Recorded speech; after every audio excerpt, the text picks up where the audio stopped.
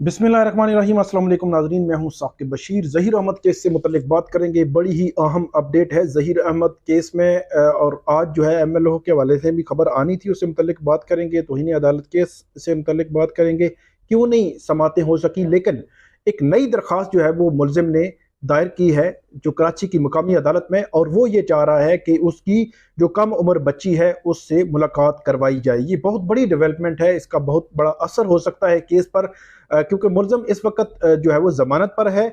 इसमें जो दरख्वास्त है और दरख्वास्त के हवाले से मैं मुख्तलिफ पहलुओं पे बात करूँगा कि इस मुलाकात को क्यों होना चाहिए और क्यों जो है वो क्यों वो करना चाह रहा है, क्यों नहीं होना चाहिए और क्या वजूहात क्या हैं बुनियादी तौर पर जिनको अदालत देखेगी।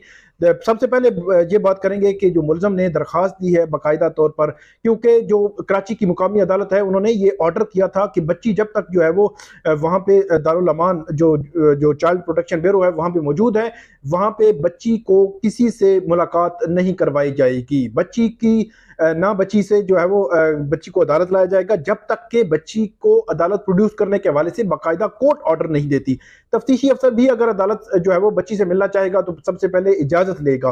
तो बड़ा स्ट्रिक्ट ऑर्डर था बच्ची की सिक्योरिटी के हवाले से, बच्ची के राइट्स के हवाले से ये अदालत ने बुनियादी तौर पर बात की थी और उस पर बड़ा स्ट्रिक्टली अमल जो है वो हो रहा है। मुख्तलिफ खबरें आई कि बच्ची को कराची से लाहौर शिफ्ट किया जा रहा है, सब फेक और झूठी खबरें जो है वो बुलाई गई, क्योंकि मुमकिन ही नहीं, क्योंकि अदालत ने जो है वो बच्ची का एक एक कदम या बच्ची के हवाले से जो भी एक्ट है उसको बड़ा सिक्योर कर दिया था। अब जो ज़हीर है, जो मुलजिम है इस केस में, जो जमानत पर है, उसने बाकायदा तौर पर अदालत से यह दरख्वास्त दी है कि वो बच्ची से मिलना चाहता है तो बच्ची से उसकी मुलाकात करवाई जाए। तो इस दरख्वास्त पर बाकायदा तौर पर अब कोर्ट ने जो है वो नोटिस जो है वो जारी कर दिए हैं। मुद्दई मुकदमा और दीगर जो फ्रीकैन है, तफ्तीशी अफसर है इस केस में, 13 अगस्त के लिए ये जो है वो नोटिस जारी किए गए हैं और अदालत ने ये कहा है कि ये जो दरख्वास्त है इस पे जो मुद्दई मुकदमा है या तफ्तीशी अफसर है या दीगर जो फ्रीकैन है इसमें वो आर्गूमेंट्स देंगे। डेफिनेटली जो वकील है ज़हीर अहमद के, जो मुलजिम है इस केस में, उसके वकील भी दलाइल देंगे कि वो क्यों मिलना चाहते हैं, वो जस्टिफाई करेंगे अदालत को कि क्यों मिलना चाहते हैं।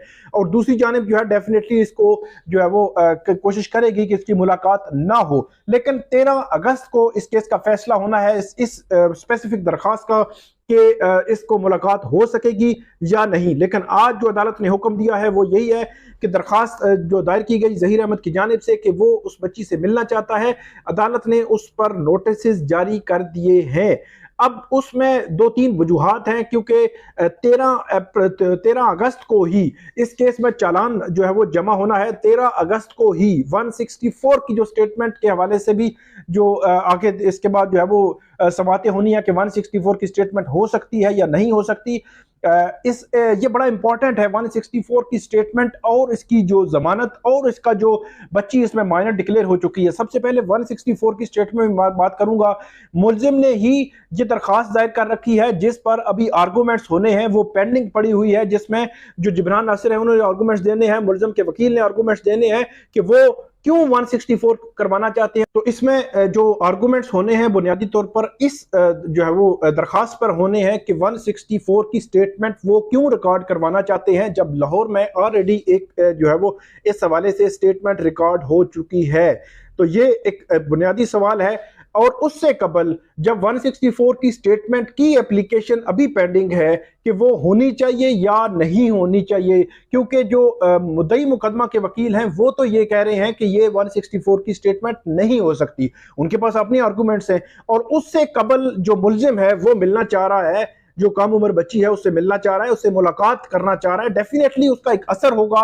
164 की स्टेटमेंट जो है वो रिकॉर्ड करने से कबल हो सकता है कि वो उससे कोई बात करे, वो चीज़ को समझाए, कोई चीज़ उस तक पहुंचाए, कोई रिटर्न चीज़ जो है उस तक पहुंचाए कि ये चीज़ें जो है आपने बयान करनी है। ये केस के इस एंगल से अगर आप बात करेंगे तो इस तरह केस हो जाएगा। तो ये वो चीज़ें हैं कि इसका इम्पैक्ट है कि अगर मुलाकात जो है वो उसकी इजाजत हो जाती है तो 164 की स्टेटमेंट सबसे पहले जिसने पूरे केस पे असरअंदाज होना है, अगर इजाजत मिल जाती है मुलाकात की, उसके बाद 164 की जो है वो इजाजत मिल जाती है कि लिया जाए, तो वो डेफिनेटली वही होगा जो जो है वो मुलजिम कहता है, या मुलजिम के हवाले से, या मुलजिम उसको कानूनी जो अनुकात उसके सामने रखेगा।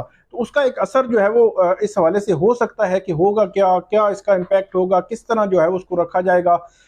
इसके अलावा जो 17 अगस्त को इस केस में जो समाअत होनी है, जो इस केस में जमानत की दरखास्त है उस पर समाअत होनी है, उस पर इम्पैक्ट इस वजह से भी होगा क्योंकि 13 तारीख को चालान इस केस में पेश होना है। चालान पेश होने के बाद उसमें यह डिटरमिन होगा कि मुल्ज़िम का रोल क्या है, मुल्ज़िम के सहूलतकारों का रोल क्या है, और उसके अलावा जो दीगर जो चीज़ें हैं, जो शवाहिद हैं, जो तफ्तीश हुई है, जो रिकॉर्ड है, जो मुल्ज़मान के जो बयानात हैं, ये सारी चीज़ें जो है वो उसका हिस्सा होंगी। उसके बाद अदालत जो है वो तय करेगी कि 17 अगस्त को इसको जमानत देनी है या नहीं देनी। लेकिन इसके सारी चीजें बड़ी जुड़ी हुई हैं। और एक और मैं बात करूंगा कि बच्ची जो है जब माइनर डिक्लेयर हो चुकी है तो वो उसके चाइल्ड मैरिज रिस्ट्रेंट एक्ट जो लग चुका है और मुल्ज़म जो है उस पर अगवा की दफात भी है, मुल्ज़म पर रेप और दीगर जो है दफात भी मौजूद है। तो इस किस्म की दफात जब मौजूद हो, जब क्वेश्चन आ गया हो पूरे जो है वो उस निकाह पे, उसके बाद उसकी मुलाकात कैसे हो सकती है, कैसे जो है वो मुलाकात हो सकती है। लेकिन इसका हतमी फैसला कोर्ट नहीं करना है। बज़ाहिर मुझे ऐसे लगता है कि ये मुलाकात शायद ना हो सके, लेकिन कोर्ट ऑर्डर करेगी तो डेफिनेटली मुलाकात होगी। लेकिन कानूनी तौर पर केस मजबूत नहीं है, केस एक कमजोर केस है, कमजोर फुटिंग पे केस है। जब चाइल्ड मैरिज रिस्ट्रेंट एक्ट जो है वो लग चुका है तो उसके बाद जो है वो कैसे जो है वो मुलाकात होगी। अगरचे वो निकाह वाला जो है अभी तनसीख नहीं हुई, बाकायदा तौर पर जो 5 सितंबर को कोर्ट ने और नोटिस जारी कर रखे हैं, 5 सितंबर को मुल्ज़म के वकील भी उस पर आर्गूमेंट्स देंगे, जिब्रान नासिर उसमें आर्गूमेंट्स देंगे और उसके बाद उसका फैसला होना है। जो तनसीख निकाह के लिए मुद्दई मुकदमा ने दरखास्त दायर कर रखी है उसका यह फैसला होना है कि उस पर क्या होगा। लेकिन उससे कबल ये सारी चीजें जो है वो स्टेप बाय स्टेप चल रही हैं। लेकिन 13 अगस्त को अदालत यह फैसला करेगी कि यह मुलाकात होगी या नहीं होगी। अगर होगी तो 164 पे उसका असर होगा, फिर उसके बाद चालान जमा होना है 13 को, उसका असर जो है वो 17 अगस्त की जो जमानत की दरखास्त है उस पर होगा। तो ये सारी चीजें जो है आपस में लिंक हैं। और इसके अलावा MLO की जो दरखास्त है वो भी मुद्दई मुकदमा की जानिब से अभी तक जो है वो सिंध हाई कोर्ट में आनी है। सिंध हाई कोर्ट उस पर डिसाइड करेगी कि ये होना चाहिए या नहीं होना चाहिए। इससे कबल भी बहुत सारे पॉइंट्स आपको दे चुके हैं कि उसका होना जरूरी है। जो केस में दफात लगी हुई हैं मुकदमे की मजबूती के लिए, ये इसका होना जो है वो बहुत जरूरी है। बहुत सारी चीजें जो मेडिकल मुआयना के साथ जुड़ी हुई है, कोई भी जो दफात लगाई गई थी 376(5) जो दफा जो है वो निकाली गई थी, उसकी वजह यही थी कि जब मेडिकल मुआयना नहीं है तो उस दफा कैसे बरकरार रह सकती है। इसके अलावा 364A है उसको निकाला गया और उसमें ये जो बयान था 164 का बयान था Sindh high court, Lahore high court में जो बच्ची के बयान थे उन बयान की बुनियाद पे उसको जो है वो निकाला गया। तो ये सारी चीजें आपस में लिंक कर रही हैं।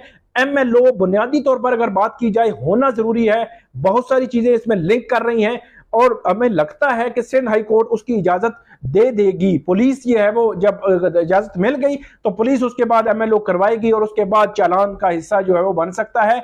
लेकिन अभी देखते हैं कि चालान क्या, MLO का मामला जो है वो सिंध हाई कोर्ट से चालान से कबल हो जाएगा या चालान वाले दिन होगा तो चालान मजीद जो है वो डिले हो सकता है और 17 अगस्त तक जो है वो क्या चालान जो है वो आ जाएगा। क्योंकि जमानत जो है वो जमानत की दरखास्त जब सुनी जानी है तो उस वक्त तक जब चालान आ चुका होगा तो सारी चीजें उसमें क्लियर हो जाएंगी।